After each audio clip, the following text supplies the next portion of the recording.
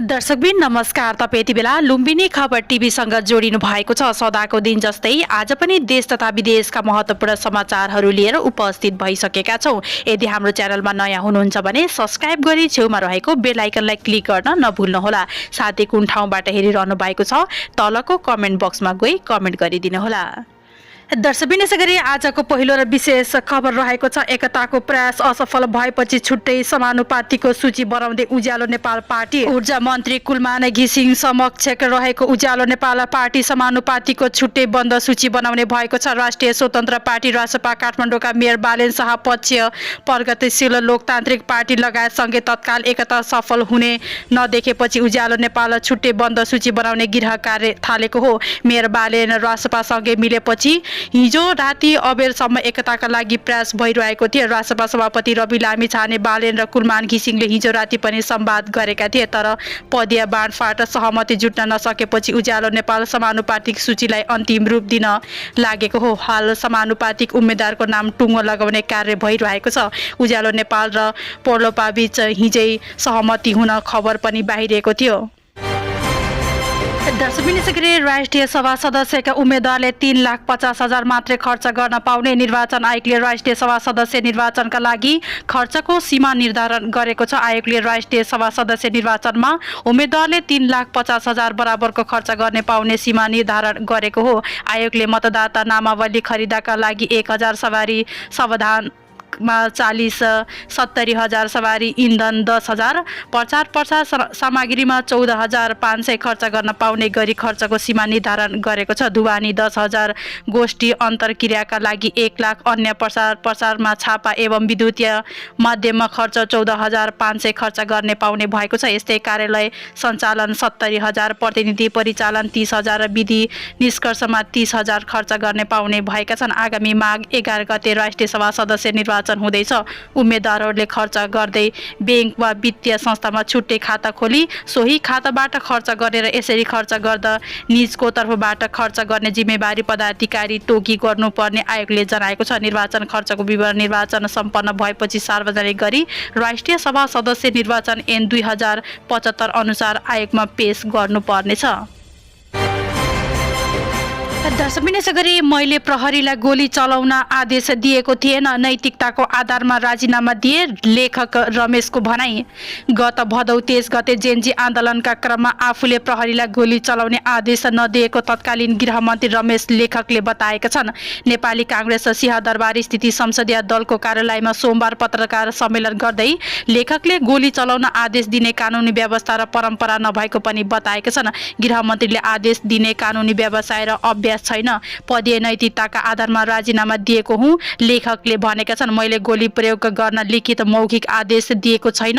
राजनीतिक व्यक्ति भएकाले हैसियतले पदीय नैतिकताका आधारमा राजीनामा दिएको हुँ। उनले सोमबार नै जेएनजी आन्दोलनका क्रममा भएको घटनाबारे छानबिन गर्न गठित गौरी बहादुर कार्की नेतृत्व आयोगमा बयान पनि दिएका छन्। आयोगका बयान दिएपछि गरेको पत्रकार सम्मेलनमा लेखकले आफूले लोकतन्त्रवादी भएकाले घटना छानबिन गर्न आयोगमा मात्र होइन जनताको आयोगमा पनि आफू बयान दिन तयार रहेको बताएका छन्। यसैगरी उनले राष्ट्रिय अस्तित्व, मुलुकको अभिमान र लोकतन्त्रको राष्ट्रिय विरुद्ध 24 गतेको घटना हटाइएको बताएका छन्। यो असल नियतका रूपमा गरिएको कार्य नभएको उनको भनाइ रहेको छ। सिंहदरबार संसद भवन, सर्वोच्च अदालत र राष्ट्रपति निवास जलाउने काम नेपाली मनले गर्ने काम होइन, यो लोकतन्त्रको विरुद्ध गरिएको हरकत हो, लेखकले भनेका छन्। यो घटना जेएनजीको घटनाको होइन, जेएनजीले घटाएको हुन भन्दा अन्य हुन सक्छ। यो आन्दोलनमा घुसपैठ भएर गरिएको काम हो, नेपाली मनले गर्न नसक्ने काम हो, उनले भनेका छन्।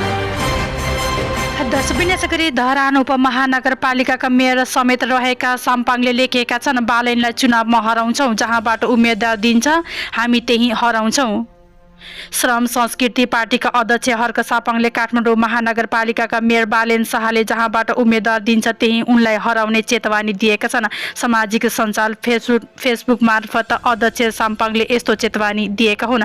धरान उपमहानगरपालिकाका मेयर समेत रहेका साम्पाङले लेखेका छन्, बालेनलाई चुनावमा हराउनेछौँ, जहाँबाट उम्मेद्वार दिन्छन् त्यही हामी हराउनेछौँ। दर्शकबिन यसै गरी 20 मिनेट मात्र बसे रासपा बैठक, कुलमानसँग वार्ता टुङ्गिएपछि बन्द सूची फाइनल गर्ने। पार्टीबाट समानुपातिक उम्मेद्वारको बन्द सूची टुङ्गाउने भनेर आज बसेको राजसभा बैठक बिना निष्कर्ष सकिएको छ। आज उज्यालो नेपालसँग फेरि वार्ता हुने भएपछि राजसभाले निर्णय लिन सकेको छैन। स्रोतका अनुसार बैठक करिब 30 मिनेटमै सकिएको थियो। बैठकमा कुलमान घिसिङलाई समेट्ने विषयमा सामान्य छलफल भएको स्रोतले जनाएको छ। उहाँसँग अन्तिम पटक पहल गर्ने कुरा भयो। समानुपातिक टुङ्गाउन सकिएन। स्रोतले भन्यो वार्ताको निष्कर्ष के आउँछ त्यही अनुसार सूचीमा हेरफेर हुनेछ।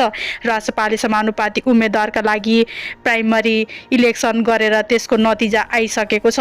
प्राइमेरी इलेक्सनको नतिजा 50% र अन्य मूल्याङ्कन 50% भार दिने व्यवस्था रहेको छ। तर बालेनसँग एकता हुने भएपछि प्राइमेरी इलेक्सनबाट छनौट भएकाले पनि ठाउँ खाली गर्नुपर्ने दबाव रहेको छ। समानुपातिकका 110 सिट मध्ये कति बालेनलाई दिने भन्ने सङ्ख्यात्मक रूपमा तय नभएको पार्टी स्रोतले जनाएको छ।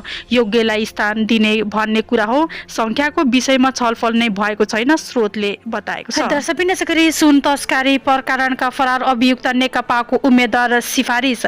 सुन तस्करी प्रकरणमा फरार अभियुक्त भीमकान्त भण्डारीलाई नेपाल कम्युनिस्ट पार्टी नेकपाले उम्मेद्वार सिफारिस गरेको छ। गुल्मी क्षेत्र नम्बर 2 बाट प्रत्यक्ष उम्मेद्वारका लागि सिफारिस भएको भण्डारी 60 किलो सुन तस्करी प्रकरणमा फरार अभियुक्त हुन्। अखित्यार भ्रष्टाचार मुद्दा समेत दायर गरेका र सुन तस्करीमा सिआइबी फरार सूचीमा रहेको भण्डारीलाई नेकपाले गुल्मी 2 बाट सिफारिस गरेको छ। विद्युतीय सिगरेट भेप मार्फत त्रिभुवन विमानस्थलबाट भएको 60 किलो सुन तस्करीमा संलग्न रहेको आरोपमा उनलाई सिआइबीले फरार सूचीमा राखेर अनुसन्धान अघि बढाएको थियो। पूर्व माओवादी नेतासँग निकट रहेका उनलाई प्रचण्ड प्रधानमन्त्री रहेको बेलामा सिआइबीले पक्राउ नगरेर भगाइएको थियो।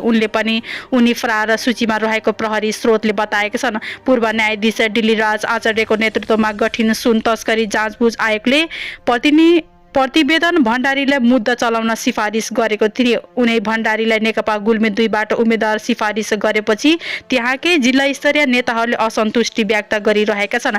नेकपा गुल्मीले जिल्लाको क्षेत्र नम्बर 2 बाट भण्डारी सहित 6 जनालाई सिफारिस गरेको छ भने क्षेत्र नम्बर 1 बाट 7 जनालाई उम्मेद्वार सिफारिस गरेको छ। क्षेत्र नम्बर 2 बाट भण्डारी सहित बुद्धिबहादुर जीसी, श्रीमान महत, भूपाल लगायत रहेका छन्। दर्शक यसै गरी लुम्बिनीबाट काङ्ग्रेस उम्मेद्वार सिफारिस। अधिकांश पुरानै अनुहार, कोही अदालतमा मुद्दा झेल्दै। आसन्न प्रतिनिधि सभा निर्वाचनका लागि नेपाली काङ्ग्रेसले समानुपातिकतर्फ नयाँ अनुहारलाई मौका दिने भनिरहे पनि प्रत्यक्षतर्फ सिफारिस भएकाहरू अधिकांश पुराना रहेका छन्। केही निर्वाचन क्षेत्रमा पार्टीले जारी गरेको मापदण्ड विपरीत समेत उम्मेद्वार सिफारिस भएका छन्। विभिन्न मुद्दा मामिलामा परेका नेतालाई समेत क्षेत्र, जिल्ला र प्रदेश कार्य समितिले उम्मेद्वारको रूपमा सिफारिस गरेको छ। रूपन्देही जिल्लाको क्षेत्र नम्बर 3 वटा सिफारिस भएको पूर्व गृहमन्त्री बालकृष्ण खाँड भुटानी शरणार्थी सम्बन्धी मुद्दा झेलिरहेका छन्। यद्यपि मुद्दा विचाराधीन रहेका समयमा उम्मेद्वार हुन कानुनी रोक नभए पनि उनी उम्मेद्वार बनेको खण्डमा अन्य दलले यसलाई नै चुनावी मुद्दा बनाउन सक्ने भन्दै काङ्ग्रेसका स्थानीय नेता कार्यकर्ताहरू चिन्ता व्यक्त गर्दै आएका छन्। नवलपरासीको क्षेत्र नम्बर 2 बाट प्रत्यक्षतर्फ सिफारिस भएका नरेन्द्र गुप्ता पनि अदालतमा चेक बााउन्स सम्बन्धी मुद्दा झेलिरहेका छन्। गुप्ता विरुद्ध ब्याङ्किङ कसुर सम्बन्धी मुद्दामा गत वर्ष पक्राउ पूर्जी जारी भएको थियो। त्यो मुद्दा मिलाए पनि उनी विरुद्ध नवलपरासी जिल्ला अदालतमा अर्को मुद्दा विचाराधीन रहेको छ।